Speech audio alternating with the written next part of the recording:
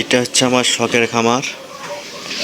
নতুন করে মোটামুটি গত 2 বছর যাবত চলতেছে।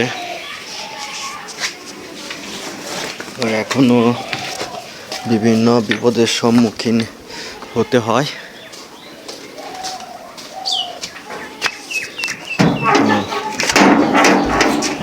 তবুও চেষ্টা করি একটু ভালো করে রাখার জন্য। তো দেখেন শখের খামার চলতেছে এইভাবে, কিন্তু বর্তমানে যে অবস্থা, গাছ ছাড়া খড় দিয়ে গরু পালন করা অনেক কষ্টসাধ্য হচ্ছে। এটা আমার নতুন অতিথি যাচ্ছি 7.5 বছর। সবাই দোয়া করবেন সব কিছু ভালোভাবে চালানো সম্ভব হয়।